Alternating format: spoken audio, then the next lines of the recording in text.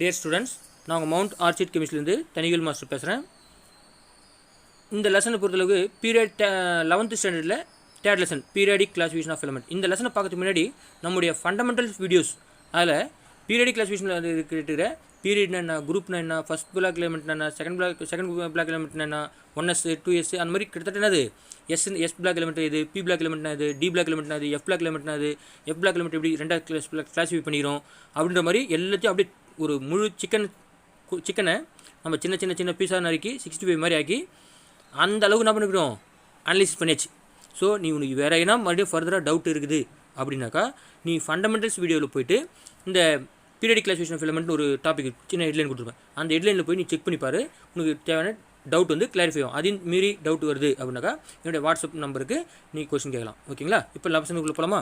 Periodic classification of elements. Okay, listen carefully. There are million of chemical compounds existing in nature with different composition and properties formed from less than 100 naturally occurring elements. இப்போ million of compounds produce ஆயிடுச்சு. ஆனால் நமக்கு கிடைச்சது எத்தனை? Minimum ஒரு minimum பார்த்தீங்கன்னா ஒரு 90 ஒரு 100 எலிமெண்ட்டுக்குள்ளே தான் இருக்கும். அந்த 100 எலிமெண்ட்டுக்குள்ளே பல்வேறு காம்போசிஷனில் ஒன்று மிக்ஸ் ஆகி என்னது வேரியஸ் மில்லியன் ஆஃப் காம்பவுண்ட் கிடைக்குது. அதான் சொல்கிறான், there are million of chemical compound existing in nature with different composition and properties formed from less than 100 naturally occurring elements. The discovery of elements is linked with human civilisation in stone age. Man has used some metals to suit his need without knowing that they are elements. ஒரு அந்த கற்கால மனிதர்கள் சொல்கிற பார்த்தியா, stone age man. அப்போ இது எலமெண்ட்டுன்னு தெரியாமையே அவன் பயன்படுத்திக்கிறான். அப்போ அந்த காலத்தில் பார்த்தீங்கன்னா அந்த இரும்பு கல் இரும்பு அதெல்லாம் என்ன பண்ணிடான், அது இரும்புன்னு தெரியாமையே அவன் காலகட்டத்தில் பயன்படுத்திக்கிறான். அதான் சொல்கிறாங்க. Soon he learned to extract some element from ores and fashion them into his daily life. Over the year, more and more elements were discovered.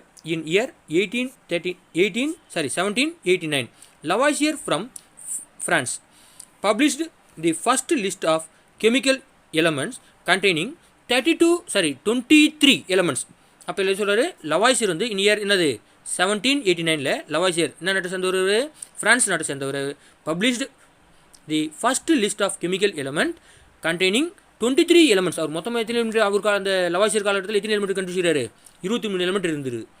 அவர் எந்த நாட்டை சேர்ந்தவர்? ஃப்ரான்ஸ். அவர் வாழ்ந்த காலங்கள் பார்த்தோன்னா 1789. Okay. After several experiment investigation, Antonio Lavoisier classified the substance into 4 groups of elements, namely acid making elements, gas like elements, metallic elements and earth element. இந்த Lavoisier என்ன பண்ணிக்கிறாரு அப்படின்னு பார்த்தீங்கன்னாக்கா, கிட்டத்தட்ட அந்த அவர் கண்டுபிடிச்சி அந்த 23 எலிமெண்ட் சொல்லியிருந்தார் பார்த்தீங்களா, அந்த எலிமெண்ட்டை 4 பிரிவாக பிரிகிறார்.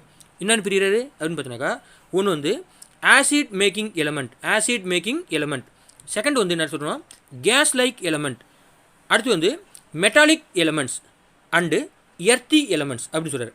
அப்போது இந்த கேஸில் ஆசிட் மேக்கிங் எலிமெண்ட்ஸ் அப்படின்னு சொல்லும்போது சல்ஃபர், பாஸ்பரஸ், சார்கோல், கார்பன் இதெல்லாம் ஆசிட் மேக்கிங் எலிமெண்ட். அப்போ சல்ஃபர்லேருந்து ஆசிட் ப்ரொடியூஸ் ஆகும் சொல்லி போகலாம், சல்ஃபியூரிக் ஆசிட். ஓகே.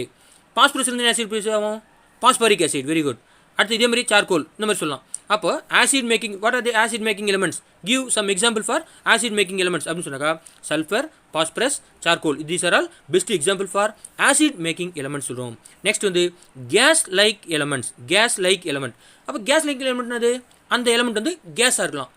எக்ஸாம்பிள் சொல்ல போகலாம் அப்படின்னு சொன்னாக்கா ஆக்சிஜன், ஹைட்ரஜன், நைட்ரஜன், அசோயிட். அப்போ அசோயிட்னு சொல்லும்போது நைட்ரஜன், அந்த நைட்ரஜன் இன்னொரு பேர் தான், அதான் அசோ காம்பவுண்ட் அப்படின்னு சொல்லுவாங்க பார்த்தியா, அந்த ஆர்கானிக்கில் வரும்போது வரும் அசோ காம்பவுண்ட் அப்படின்னு சொல்லும்போது நைட்ரஜன் பேஸ் பண்ணியிருக்கோம். அப்போ அசைட். அப்போ கேஸ் லைக் எலிமெண்ட் எது சொல்லணும்னா ஆக்சிஜன், அசைட் இன்னொரு பேர் என்னது நைட்ரஜன், ஹைட்ரஜன் இதெல்லாம் சொல்கிறோம். ஓகே. அடுத்த எலிமெண்ட் எது நம்ம பார்க்க போகிறது மெட்டாலிக் எலிமெண்ட்ஸ் சொல்லும்போது cobalt, mercury, tin, copper, nickel, iron, gold, lead, silver, zinc, magnesium, manganese, tungsten, platina. These are all the best example for metallic elements சொல்லுவோம். அப்போ give example for metallic elements அப்படின்னு சொன்னால் cobalt, mercury, tin, copper, nickel, iron, gold, lead, silver, zinc, manganese, tungsten, platina அப்படின்ற அந்த டைமில் Latin மொழியில் சொல்லிடுறாங்க. Okay, next earth element பூமியிலே கிடைக்கக்கூடியது இது அப்படின்னு பார்த்தீங்கன்னாக்கா லைம் என்னது எலுமிச்சை மரம் கிடையாது. எது சொல்லுவேன் லைம் என்ன சொல்லுவேன்? கால்சியம் அந்த சுண்ணாம்புகள் இருக்குது பற்றியா அதுதான் லைம்னு சொல்லுவோம். கால்சியம் ஆக்சைடு அதுலேருந்து என்ன கேஸ் ப்ரொடியூஸ் ஆகுது? கால்சியம் ஆக்சைடு அந்த substance. Magnesia magnesium oxide. Barytes அப்படின்னு சொல்லி barium sulphate. Argilla aluminium oxide. Silex என்னது silicon dioxide. These are the best example for earthy elements அப்படி சொல்லுவோம். நெக்ஸ்ட் கிளாசிஃபிகேஷன் ஆஃப் எலமெண்ட்ஸ் அந்த டாப்பிக்கில் பார்த்தீங்கன்னா during the 19th century scientists have isolated several elements and the list of known elements increased. Currently we have 118 known elements. Out of 118 elements, 92 elements with atomic number 1 to 92 are found in nature. இப்போ மொத்தம் 118 element கண்டுபிடிச்சிருக்காங்க. அதில் 92 element வந்து naturally occurring எலிமெண்ட்டாக இருக்கும். Scientist have found out there are some similarities in properties among certain elements. This observation has lead to the idea classification of elements based on their properties. In fact, classification will be beneficial for effective utilization of these elements. Several attempts we made to classify the elements. However, classification based on the atomic weight lead to construction of properties from their periodic table. இப்போ ஒருத்தர் கண்டுபிடிச்சார் யார் ஒரு in year 1817 1817 J.W. Daubernier classified some elements such as chlorine, bromine and iodine with similar chemical properties into the group of their three elements called triads. இப்போ அவர் என்ன சொல்றாருன்னா 3 element எடுத்துறாரு. அந்த 3 எலிமெண்ட்ல முதல் எலிமெண்ட்டையும் மூணாவது எலிமெண்ட் முதல் எலிமெண்ட்டோட அட்டாமிக் வெயிட்டையும் மூணாவது எலிமெண்ட்டோட அட்டாமிக் வெயிட்டையும் கூட்டி ரெண்டால டிவைட் பண்ணாக்கா உனக்கு செகண்ட் எலிமெண்ட்டோட அட்டாமிக் வெயிட் வருது அப்படின்னு இவர் கண்டுபிடிச்சார். அதான் டோபர்னியரின் ட்ரையாட்ஸ். இது நம்ம 9th ஸ்டாண்டர்டில் படிச்சிருப்போம். புரியுங்களா? நான் படிச்சிருப்போம், அதை மறந்துட்டுருப்பேன். ரொம்ப நிறைய படிச்சதால என்ன பண்ணியிருப்பேன் டக்குன்னு நமக்கு ஞாபகம் மருந்து அதிகம், அதனால் மறந்துட்டுருப்போம். அதை ஒரு முறை ரீகால் பண்ணிக்கோ. அப்படி ரீகால் பண்ண முடியலனா என்னோடய ஃபண்டமெண்டல் வீடியோஸ் இருக்குது பற்றியா அதில் போய்ட்டு இந்த டாப்பிக்கு எடுத்துப்பாரு, அதில் கொடுத்துருப்போம் தெளிவாக. ஓகேங்களா? இப்போ பாருங்கள், in year 1817 J.W. Daubernier classified some elements such as chlorine, bromine and iodine with similar chemical properties into the group of 3 elements called as triads. In triads, the atomic weight of the middle element nearly equal to the arithmetic mean of the atomic weight of remaining 2 elements. நான் சொல்லி ரொம்ப தெளிவா in triads underline பண்ணிங்க. In triads, the atomic weight of the middle element nearly equal to the arithmetic mean of the atomic weight of the remaining 2 elements அப்படின்னு சொல்றாங்க. One second பாருங்க. In triads, டோபர்னியரின் மும்மை விதிகள், triads in Daubernier அப்படி சொல்லும்போது இந்த term எது பாரு underline பண்ணிக்க. In triads, the atomic weight of the middle element nearly equal to the arithmetic mean of the atomic weight of the remaining 2 elements. However, only limited number of elements can be grouped. இது வந்து ஒரு சில எலிமெண்ட்டுக்கு மட்டும் தான் பொருந்தது, பெரும்பாலான எலிமெண்ட்டுக்கு பொருந்தலைன்னு சொல்கிறாங்க. சரி, இப்போ பார்ப்போம் எந்தெந்த எலிமெண்ட்லாம் பொருந்தது அப்படின்னு பார்க்கும்போது இங்கே இப்போ கொடுத்துருவோம் பாருங்கள் தெளிவாக. serial number, element in the triad, atomic weight of the middle element, average atomic weight of the remaining elements. இதில் பாரு லித்தியம், சோடியம், பொட்டாசியம் எந்த 3 எலிமெண்ட் கொடுத்துறா? லித்தியம். யார் டோபர்னியர் எந்த 3 எலிமெண்ட் கொடுத்துறாருங்க? Lithium, sodium, potassium. Lithium formula என்னது? Li. Sodium formula என்னது? Na. Potassium formula என்னது? K. இப்போ இந்த 3 எலிமெண்ட் கொடுத்துறாங்க. இப்போ லித்தியத்தோட அட்டாமிக் வெயிட் எவ்வளோ அப்படின்னு பார்த்தீங்கன்னாக்கா 7. பொட்டாசியம் K அதோட அட்டாமிக் வெயிட் எவ்வளோ பார்த்தீங்கன்னா 39. அப்போது லித்தியத்தோட அட்டாமிக் வெயிட்டையும் பொட்டாசியோட அட்டாமிக் வெயிட்டையும் கூட்டி 2ஆல் டிவைட் பண்ணு. 7 + 39 divided by 2 that's equal to 23. அதான் atomic weight of the middle element 23. அப்போ சோடியத்தோட அட்டாமிக் வெயிட் எவ்வளோ? 23. கரெக்டாக வருதா? ஓகே, நெக்ஸ்ட் பாருங்கள். Chlorine, bromine, iodine. குளோரினோட அட்டாமிக் வெயிட் எவ்வளோ? 35.5. நமக்கு already will know about. Iodine atomic weight எவ்வளோ? 127 டிவைட் பை 2 போட்டினாக்கா உனக்கு 81.25. அப்போ இந்த புரோமின் அட்டாமிக் வெயிட் எவ்வளோ? அப்ராக்சிமேட்லி 80. நமக்கு கிடைச்சது 81.25. நீ அப்போ அந்த காலத்தில் என்ன பண்ணிடலாம், எந்த ஒரு எக்யூப்மெண்ட் இல்லாமே ஒரு பிரெயின் ஒர்க்லேயே இந்த அளவுக்கு கண்டுபிடிச்சிருக்காங்க. ஓகேங்களா? சரி, நெக்ஸ்ட் பாருங்கள். Calcium, strontium, barium. இப்போ கால்சியத்தோட அட்டாமிக் வெயிட் 40, பேரியத்தோட அட்டாமிக் வெயிட் 137. அப்போ ரெண்டுத்தையும் கூட்டி 10 டிவைட் பண்ணுறேன், உனக்கு எவ்வளோ வருது? 88.5 வருது. அப்போ அப்ராக்சிமேட்லி 88ன்னு போடுறாரு. ஓகே, திஸ் கான்செப்ட் இங்கே கொடுத்துருப்பார். The concept cannot be extended to some triads which have nearly same atomic mass such as FeCO(Ni), RuRH(Pd), அடுத்து and OS osmium, IR iridium, PT platinum. இப்போ இதுக்கெல்லாம் வந்து பொருந்தலன்னு சொல்கிறார். Iron, cobalt, nickel. இப்போ நீ வந்து வீட்டில் என்ன பண்ணி உட்காந்து அயனோட அட்டாமிக் மாஸ் எவ்வளோ, நிக்கலோட அட்டாமிக் மாஸ் எவ்வளோ, அது ரெண்டுத்தையும் கூட்டி 2ஆல் டிவைட் பண்ணு, கோபால்ட்டோட அட்டாமிக் மாஸ் வருதான்னு பாரு. இப்போ இந்த கொஸ்டினை நான் வந்து நெக்ஸ்ட் கொஸ்டினில் ஆஃப் இயர்லி கொஸ்டின் வச்சாங்கன்னா கட்டாயம் என்ன பண்ணுவேன், இந்த கொஸ்டின் கேட்பேன். புரியுதா? இப்போ ஒரு 2 மார்க் உனக்கு கையில் கொடுத்துட்டேன். உன்னோட பாக்கெட்டில் 2 மார்க் போட்டாச்சு. நீ என்ன பண்ணிட்டு தான் வீட்டில் ஒர்க் அவுட் பண்ணிப்பார். அயனோட அட்டாமிக் மாஸையும் நிக்கலோட அட்டாமிக் மாஸையும் கூட்டி 2ஆல் டிவைட் பண்ணு, உனக்கு கோபால்ட்டோட அட்டாமிக் மாஸ் வருதான்னு பாரு. புரியுதா? ஓகே, நெக்ஸ்ட்டு இப்போ யாரை பற்றி பேசி முடிச்சோம்? டபர்னியர் முடிச்சிட்டோம். அடுத்து ஒரு சயின்டிஸ்ட் வரார். அவர் பார்த்து இன் இயர் 1862 AEBD சான், அவருடைய ஃபுல் நேம் பாருங்கள்.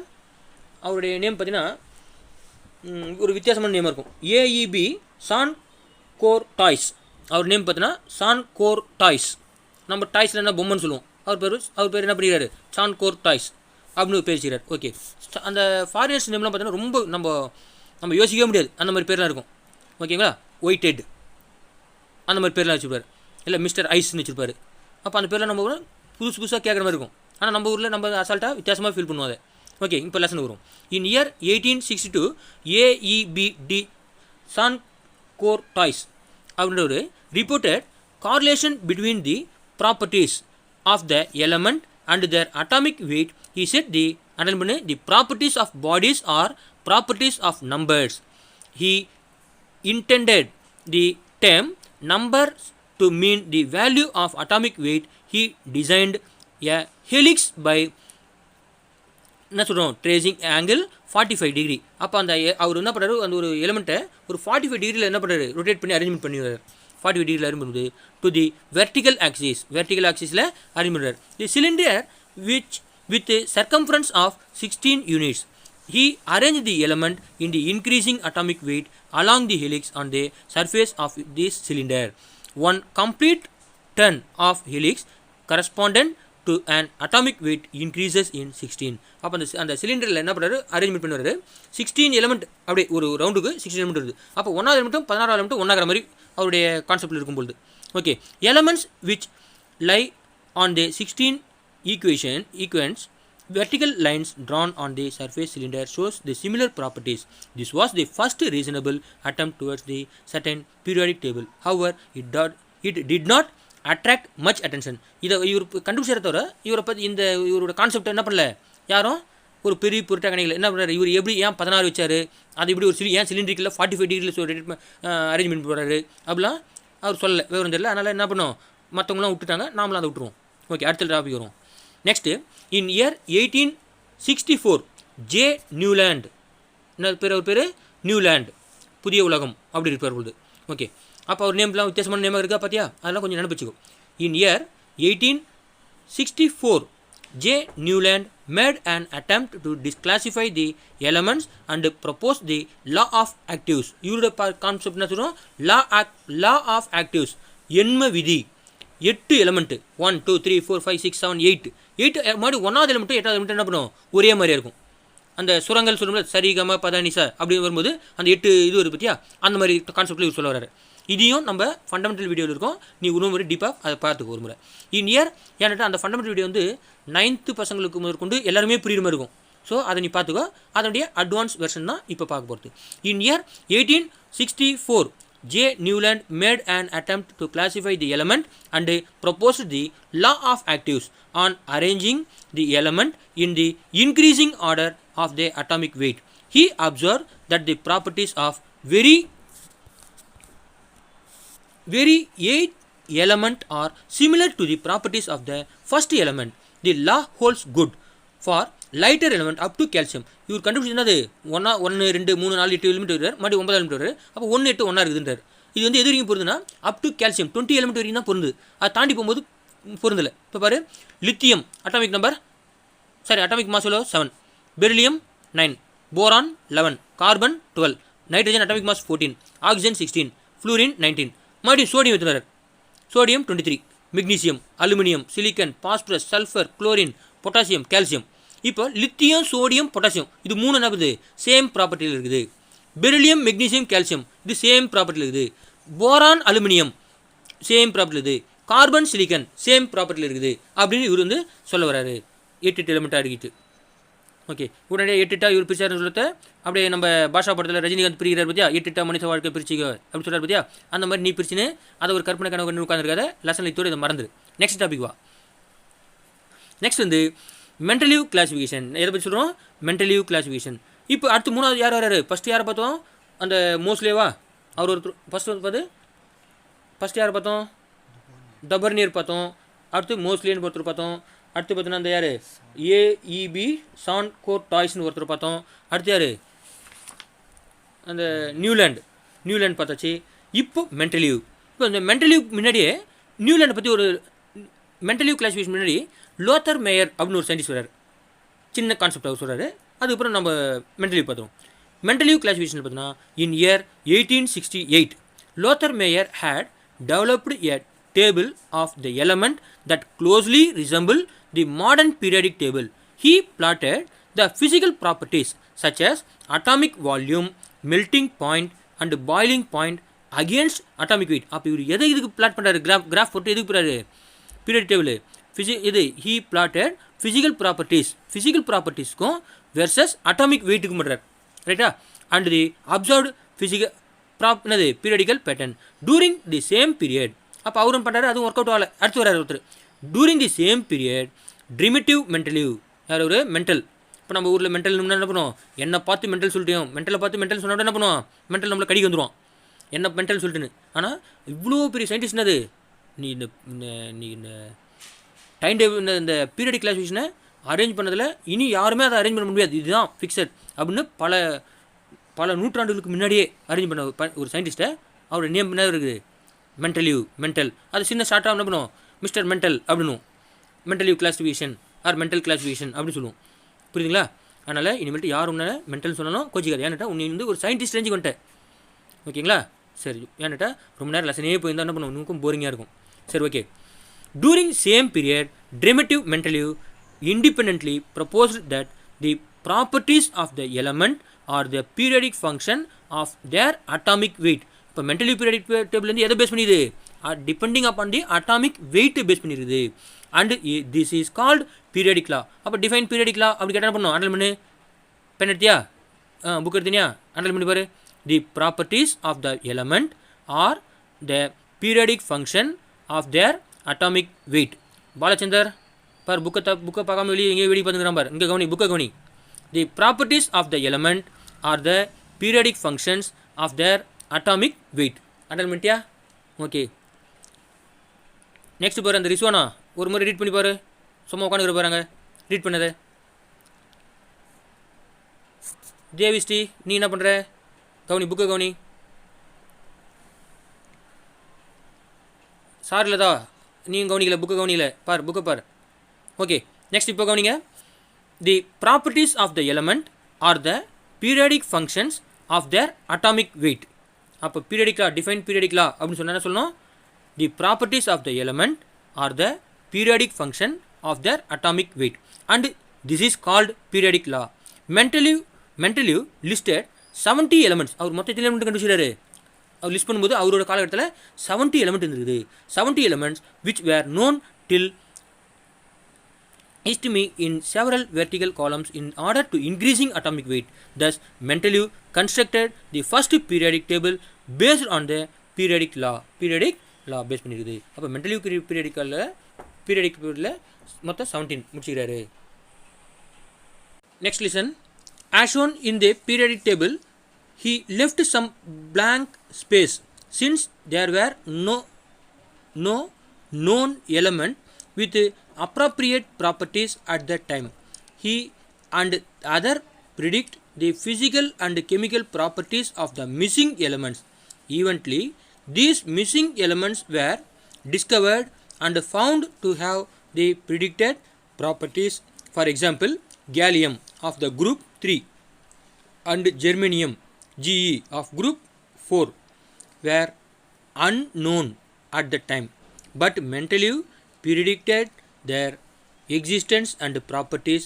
He referred the predicted elements as Eka aluminum and Eka silicon.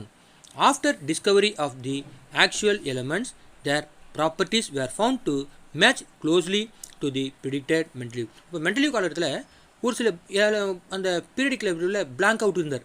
அந்த பிளாங்க் அவுட்டுக்கு என்னென்னா, இந்த இடத்துல ஒரு எலமெண்ட் வரணும், அதை இப்போ நம்ம கண்டுபிடிக்க முடியல, பிற்காலத்தில் கண்டுபிடிப்பாங்க, அப்போ அந்த இடத்துல அந்த எலமெண்ட்டை இந்த இடத்துல வைங்க, கரெக்டாக இருக்கும் அப்படின்னு சொல்லி பிளாங்க் வேக்கண்ட் வச்சார். ஓகே, நெக்ஸ்ட் பார்த்தீங்கன்னாக்கா anomalous Mendeleev periodic table. Mendeleev period டேபிளில் சில குறைபாடுகள் என்னென்னா அப்படின்னு சொல்லி அசாதாரண பண்புகள் என்னென்ன இருக்குது அப்படின்னு பார்க்கும்போது, some element with similar properties were placed in different groups and those with similar properties were placed in same group. Similarly, elements with higher atomic weight were placed before the lower atomic weight. Lower atomic அப்போ increasing order of atomic weight பிரகாரம் வச்சும்போது ஒரு சில எலிமெண்ட்டோட wait வந்து அதிகமாக இருக்குது, அது முன்னாடி சார் அட்டாமிக் கம்மியாகிறத பின்னாடி வைக்கிறார், அதெல்லாம் வந்து ட்ராபேக் மாதிரி ஆகுது. Based on their properties in concentration to is periodic law. Example, cobalt 27 atomic weight வந்து 59 was placed before nickel atomic weight 28 and atomic weight வந்து 58.7. அப்போ 58.7க்கு முன்னாடி 59 வைக்கிறார்.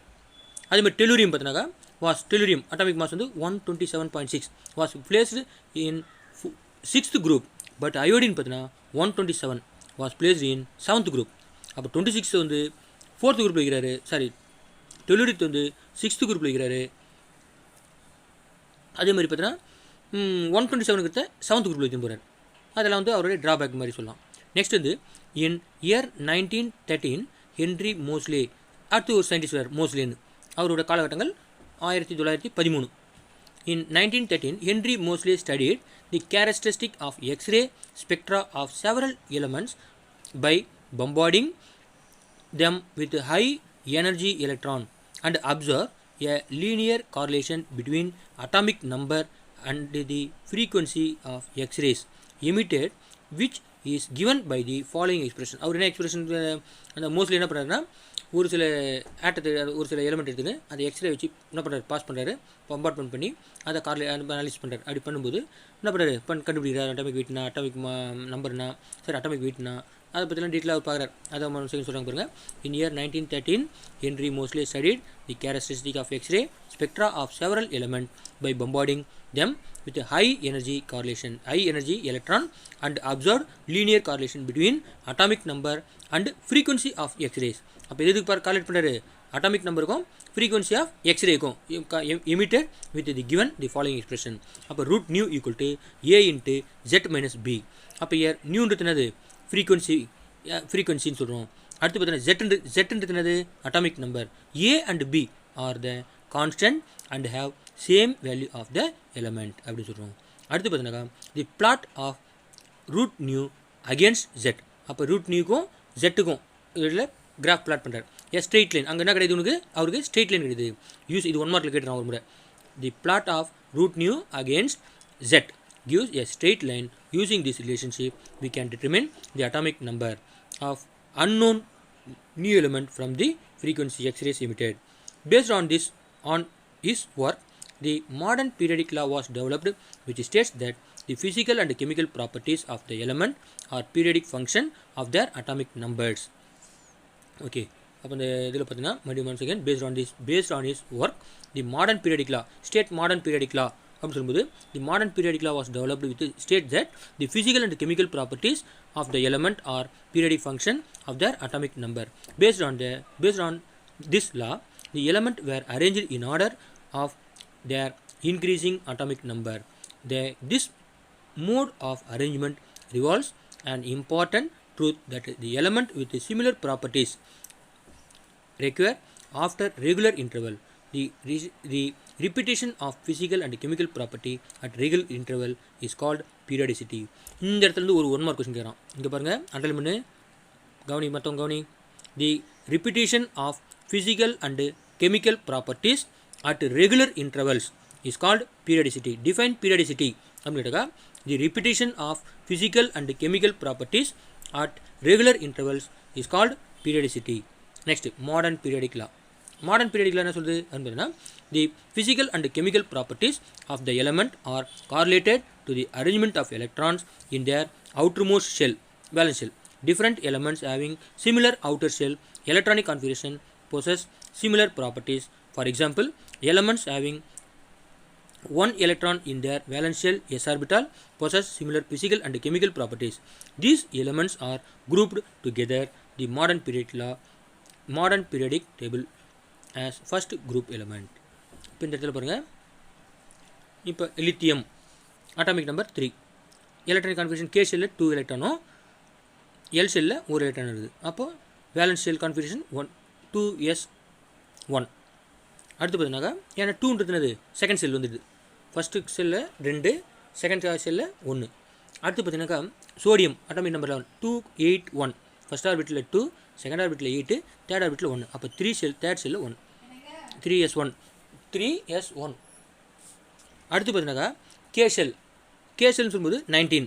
இப்போ number of electron in various shell in the order. K ஷெல்லில் பார்த்தீங்கன்னா K ஷெல்லில் 2, L ஷெல்லில் 8, எம் ஷெல்லில் 8, என் ஷெல்லில் அதான் இந்த ஆர்டர் வந்து கே ஷெல்லில் 19 சொல்லும்போது ஃபஸ்ட் ஷெல் கண்டென்ட் 2, 8, 8, 1 அப்படி சொல்லுவோம். அப்போ 4s1. அடுத்து ருபீடியம் 37 பார்த்தீங்கன்னாக்கா 2, 8, 18, 8, 1 அதான் 5s1. அந்த மாதிரி இந்த table காட்டுப்பார். Similarly, all the elements are arranged in the modern periodic table which contain 18 vertical column and 7 rows. இந்த டாபிக் நல்லா கவனிங்க. மாடர்ன் பீரியாடிக் டேபிளில் how many vertical columns are present? 18 vertical columns are present. How many horizontal rows? 7 horizontal rows. இது until பண்ணிக்க. புக்கை திறந்து பாரு. புக்கில் 18 vertical columns. இது வந்து 9th பையன் கூட தெரிஞ்சு வேண்டியதான். 18 vertical column, 7 horizontal rows. The vertical column are called groups. Until பண்ணு.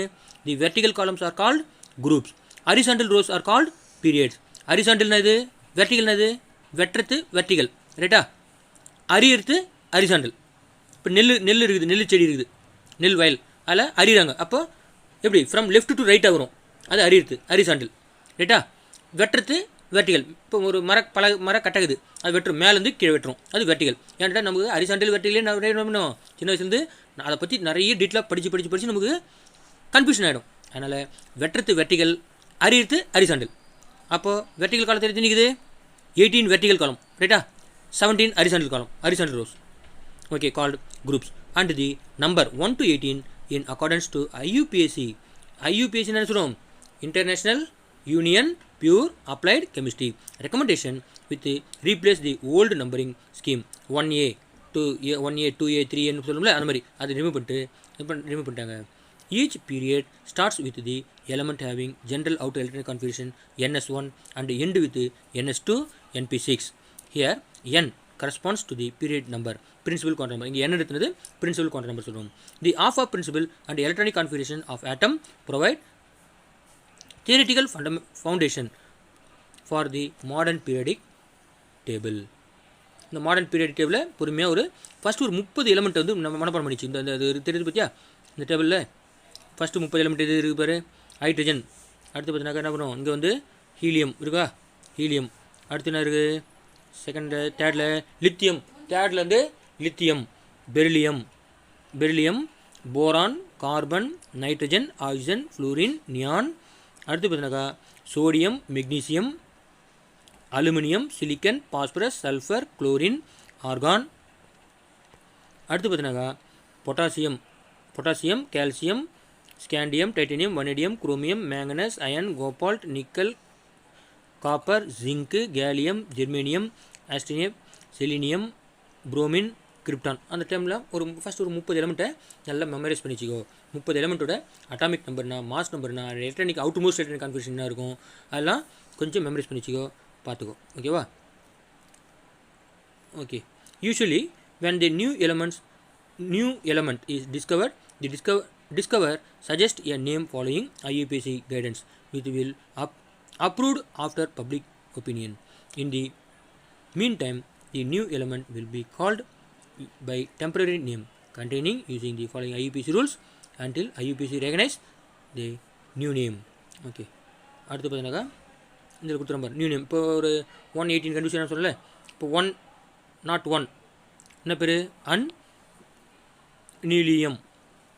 அப்போ டெம்பரரி சிம்பிள் வந்து UNU, மெண்டலிவியம். அது நேம் வந்து நேம் ஆஃப் தி எலிமெண்ட் வந்து மெண்டலிவியம். அதோட சிம்பிள் வந்து MD. அந்த மாதிரி ரிமைண்ட் வந்து அந்த டேர்ம்ஸ் எல்லாத்தையும் 108 வரைக்கும் கொடுத்துறான். அது பாருங்கள், 108 118 வரைக்கும் கொடுத்தான், 118 வரைக்கும் கொடுத்துறான். ஓகே, நெக்ஸ்ட் வந்து grouping of element based on electronic configuration. Okay, will see next class. Day students, இன்றைக்கி வந்து இந்த லெசன் நடத்தணும் பார்த்தியா, இதை புக் எடுத்து வச்சுன்னு இந்த ஒரு கிட்டத்தட்ட ஒரு 6 பக்கம் நடத்திருப்பேன்.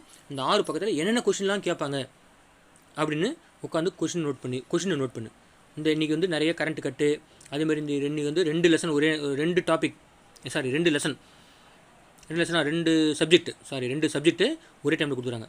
அப்போ அதனால் இன்றைக்கி வந்து நான் கெமிஸ்ட்ரிக்கு வந்து உனக்கு ஹோம்ஒர்க் கொடுக்கல, புரியுதா? ஹோம்ஒர்க் வந்து என்னன்னாக்கா நீ கொஷினை ப்ரிப்பேர் பண்ணிக்கோ. நான் கொஷின் வந்து நெக்ஸ்ட் டைம் வந்து வீடியோ போகிற பற்றி அந்த டைமில் கொஷின் எழுதலாம். ஓகேங்களா? அடுத்த லெசனில் வந்து உனக்கு வீடியோ கொடுத்துறேன். இன்றைக்கி வந்து என்னென்னா ஃபுல்லாக கரண்ட் ஆஃப், அதனால் கரண்ட் ஆஃப் ஒரே இரிட்டேட்டிங்காக இருந்துச்சு. அதனால் உனக்கு வந்து எக்ஸ்ட்ரா கார்டில் நடத்திட்டேன். நாளைக்கு வந்து இன்றைக்கி ஈவன் நைட்டே கூட முடிஞ்சால் இன்னொரு வீடியோ ஒன்று அப்லோட் பண்ணுறேன். இதில் இந்த லெசனில் சேர்த்து கூட ஒரு வீடியோ அப்லோட் பண்ணி கொடுத்துறேன் உங்களுக்கு. ஓகேங்களா? நல்லா படிக்கணும், சொல்கிற பச்சு கேளு. ஓகே, பாய்.